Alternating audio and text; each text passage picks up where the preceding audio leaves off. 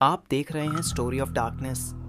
आज की कहानी एक ऐसे लड़के के भूतिया अनुभव की है जिसने उसकी जिंदगी को बर्बाद कर दिया। ये कोई सुनी सुनाई बात नहीं है, बल्कि इस डरावनी सच्चाई को खुद उसी लड़के ने हमें भेजा है। इसलिए वीडियो को आखिरी तक जरूर देखिए, क्योंकि यह कहानी आपको हिला कर रख देगी। और वीडियो के अंत में कमेंट में बताइए उसे अब क्या करना चाहिए। और हाँ, अगर आप भी ऐसे ही रियल हॉरर एक्सपीरियंस देखना चाहते हैं तो चैनल स्टोरी ऑफ डार्कनेस को ज़रूर सब्सक्राइब करें। अब चलिए शुरू करते हैं।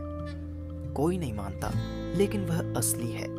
एक डरावनी सच्चाई जो अब और छिपी नहीं रह सकती। मेरा नाम आदित्य है, मेरी उम्र 21 साल है और मैं भारत के एक छोटे से कस्बे छिंदवाड़ा, मध्य प्रदेश में रहता हूँ। यहाँ न कोई डरावना महल है, न कोई सुनसान कब्रिस्तान।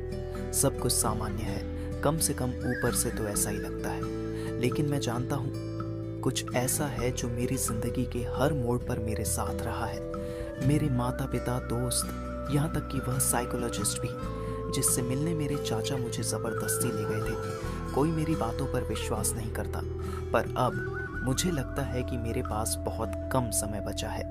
ये कोई नाटक नहीं, कोई कहानी नहीं, ये मेरा सच है। मैं ये सब यहाँ इसलिए लिख रहा हूँ क्योंकि शायद यह मेरी आखिरी कोशिश है, आखिरी उम्मीद कि कोई मुझे सुन ले, कोई यकीन कर ले। बचपन की शुरुआत, राजापुर स्कूल का वह पहला दिन जब मैं 5 साल का था। तब मुझे पास के एक पुराने किंडरगार्टन में भर्ती किया गया, राजापुर प्राइमरी स्कूल, जो अब शायद बंद हो चुका है। मेरी माँ मुझे रोज पैदल छोड़ने जाती थी, उसी सुनसान रास्ते से होकर जहाँ सड़क के किनारे एक टूटी हुई चाय की दुकान थी और एक पुराना पीपल का पेड़, जिसके नीचे हमेशा किसी नेब्यूला जैसे अंधेरे की छाया रहती थी, चाहे दिन हो या रात। और वहीं वह खड़ी रहती थी, एक औरत सफ़ेद और लाल साड़ी में, जिसका पल्लू उसके चेहरे को ढकता था। वो हमेशा उस पेड़ के पास एक ही मुद्रा में खड़ी रहती, बिल्कुल स्थिर, लेकिन उसकी गर्दन कभी कभी मेरी ओर मुड़ जाती थी, बहुत धीरे से, जैसे हड्डियां चटक रही हों। मैंने अपनी माँ से कहा। उन्होंने पहले तो मजाक में लिया, फिर डांट दिया। वहाँ कोई नहीं होता आदित्य, ये सब मन के भ्रम है। लेकिन वह वहाँ थी, हर सुबह, हर दिन, उसी जगह। एक दिन उसने अपना चेहरा दिखाया, उस रात जब दरवाज़ा खुला बिना आवाज़ के। उस रात मेरी नींद टूट गई। बहुत ठंड थी, लेकिन पसीना भी आ रहा था। मैंने देखा कि मेरी चारपाई के पास की ज़मीन गीली थी, जैसे किसी ने गीले पैर लेकर मेरे कमरे में चहलकदमी की हो। पर उस गंध ने मुझे जमा दिया। वो कोई साधारण गीलापन नहीं था, वो गंध वैसी ही थी जैसी गीली मिट्टी में दबी लाश की आती है, कुछ वैसी जो मैंने कभी मेरे दादाजी की अंत्येष्टि के समय महसूस की थी। मैं चिल्लाया, माँ दौड़कर आई।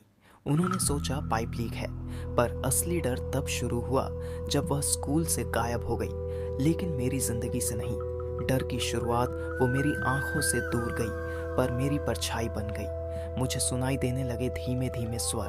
कभी मेरी कुर्सी के पीछे से कोई मेरा नाम फुसफुसाता, कभी वॉशरूम में कोई दरवाज़ा बिना हवा के खुद ब खुद बंद हो जाता। एक दिन स्कूल के टिफ़िन टाइम पर मेरी थाली में मैंने देखा, पूरी ओनिगिरी जैसी रोटी पर किसी के लंबे गीले उलझे बाल लिपटे थे। उस दिन के बाद मैंने स्कूल जाना बंद कर दिया। अब जब मैं 21 साल का हूँ, ये सब फिर से शुरू हो गया है। हर रात कोई मुझे देखता है, किसी आईने के पीछे से।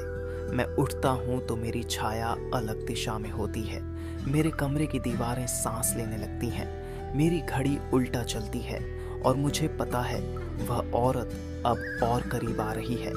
मेरी आखिरी उम्मीद, अगर तुमने कभी ऐसा कुछ महसूस किया है, कभी देखा है कोई जो सबके लिए अदृश्य था पर तुम्हारे लिए नहीं, तो कृपया मुझे बताओ, क्योंकि मुझे यकीन है अब मेरे पास ज़्यादा समय नहीं है। मैं पागल नहीं था, वो असली थी और उसने मुझे ले लिया। क्या तुमने कभी ऐसे गीले पैर देखे हैं जो दरवाज़ा बंद होने के बाद भी अंदर आते हैं? क्या कभी आईना तुम्हारे पीछे किसी और को दिखाता है? अगर हाँ, तो तुम अकेले नहीं हो और शायद अगला नंबर तुम्हारा है। तो आपने क्या सोचा?